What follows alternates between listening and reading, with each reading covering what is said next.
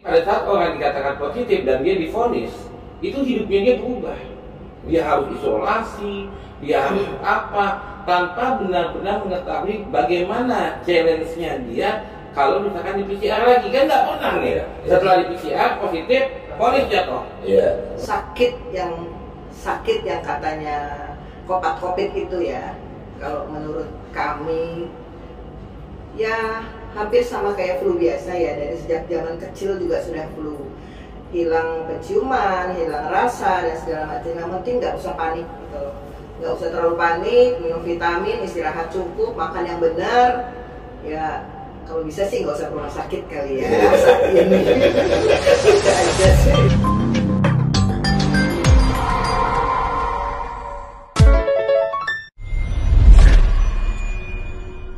Tetap santuy, tetap akal sehat, jangan lupa ngopi. Assalamualaikum warahmatullahi wabarakatuh.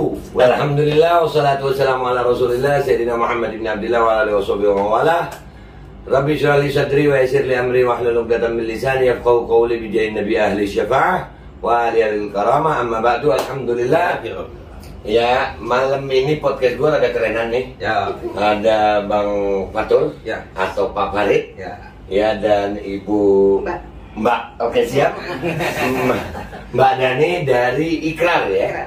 Ikrar. Boleh tahu Ikrar itu apa, Mbak? Interrelasi keluarga relawan. Interrelasi keluarga relawan. Oke, itu LSM ya. Iya. Dan kami sudah berlegalitas. Berlegalitas gue. Lu lihat no, MPR didatangin nama pengacara sama LSM yang berlegalitas. Kira-kira yang menarik Ibu Mbak untuk ketemu Babe Aldo ini apa sih sebenarnya?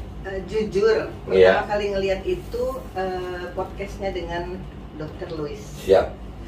Dan saya berkeyakinan, punya keyakinan yang sama dengan Babe Aldo dalam hal ini, bahwa sebenarnya COVID itu ya begitulah. Oh, iya, siap. Itulah.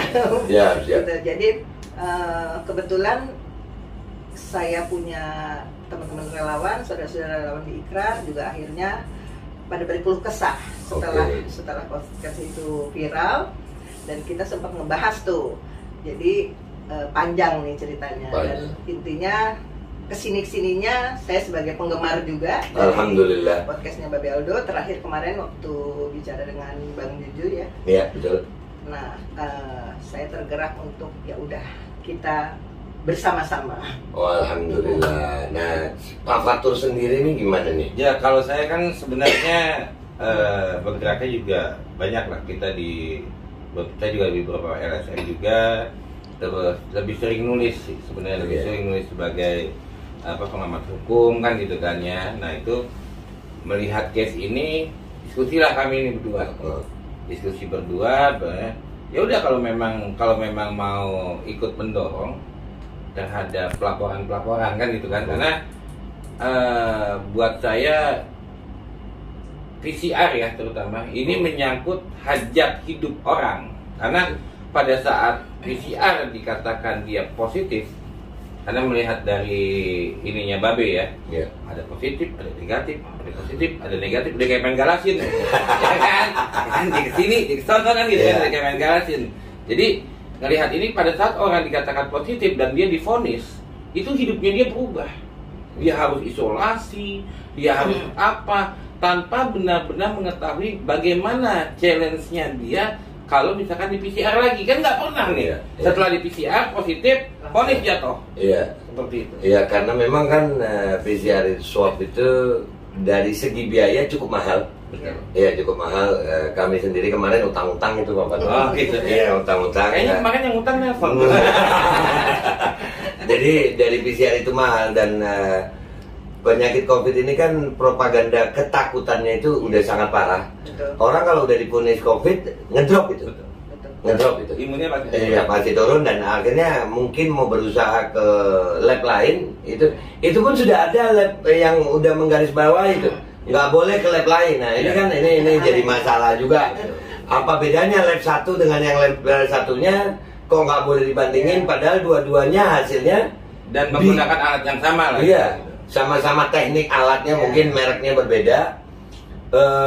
Dua-dua hasilnya bisa dijadikan acuan untuk merawat seseorang atau menyatakan seseorang sehat atau sakit.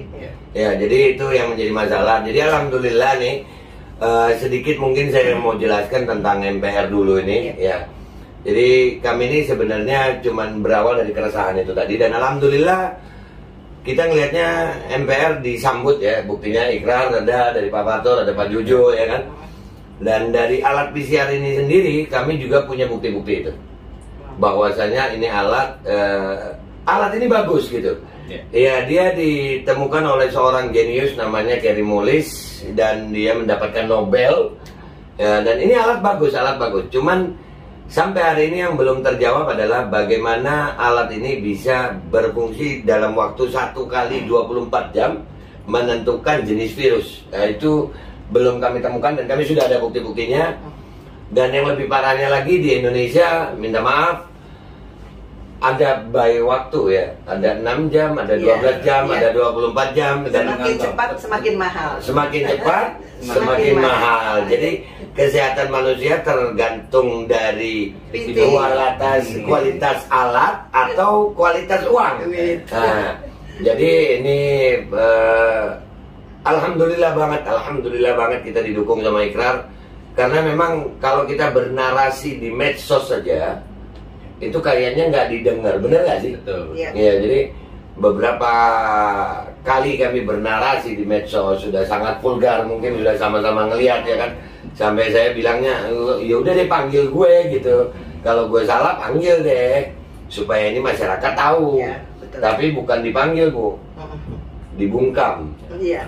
dibredel. Nah, Biasanya kemarin begitu. pun kita coba untuk janjian rencananya Iya. kan, kita masukin webnya, ternyata webnya keren banget. Iya. Isinya indeks. Indeks sudah dibredel lagi. Nggak bisa. Iya, udah dibredel lagi. Jadi mudah-mudahan, jadi saya mau nanya nih, kira-kira Ikrar bersedia nggak sama-sama dengan MPR nih, dengan Babe Aldo, untuk melaporkan segala bentuk yang kita curigai salah? Iya. Kita nggak mau bilang salah dulu, karena mau bilang salah atau benar itu harus ada bukti, pembuktian. Tersangkakannya kan. Iya, ada yang ditersangkakan, ada alat buktinya, dan ada korbannya. Betul. Dan saya yakin juga di anggota Ikrar ada itu. Ada. Ya, dan itu mudah-mudahan bisa bergabung. Kira-kira Ikrar mau nggak? Sangat bersedia.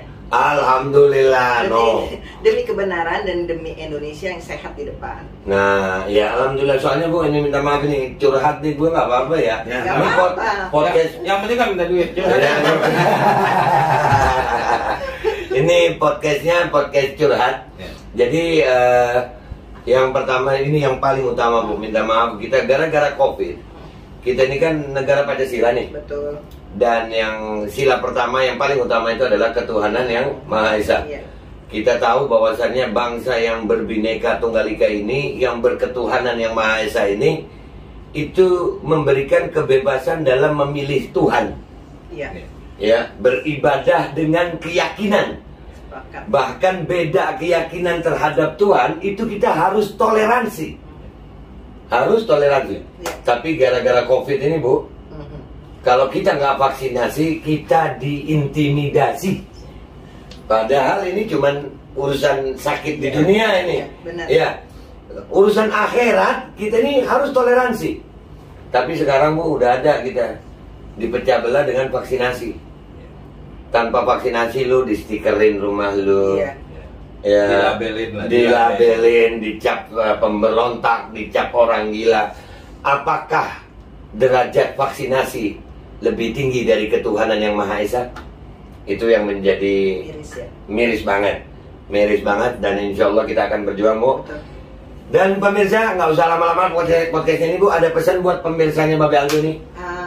Buat semuanya aja, buat semuanya. Jadi sebenarnya sih sakit yang katanya COVID itu ya, kalau menurut kami ya hampir sama kayak flu biasa ya. Dari sejak zaman kecil juga sudah flu, hilang penciuman, hilang rasa dan segala macam. Yang penting nggak usah panik gitu loh, nggak usah terlalu panik, minum vitamin, istirahat cukup, makan yang benar, ya kalau bisa sih nggak usah ke rumah sakit kali ya saat ini. Itu aja sih. Iya. Dari Pak Fatur sendiri? Ya kalau saya sih statement saya satu, tertular COVID orang percaya. Siap. Tapi tertular berpikir kenapa nggak ada yang percaya? Ya itu. Itu kalau dari saya. Iya, oke guys. Jadi kesimpulannya podcast gua kali ini adalah rakyat akan bersuara, MPR akan bersuara, dan alhamdulillah sambutan dari masyarakat juga lumayan. Sebenarnya kalau website ini nggak dibredel orang juga, mungkin udah ribuan aduan. Oh, ya, udah ribuan aduan. Cuman memang kita harus berjuang ya. Dibredel bangkit lagi lah, dibungkam bangkit lagi lah.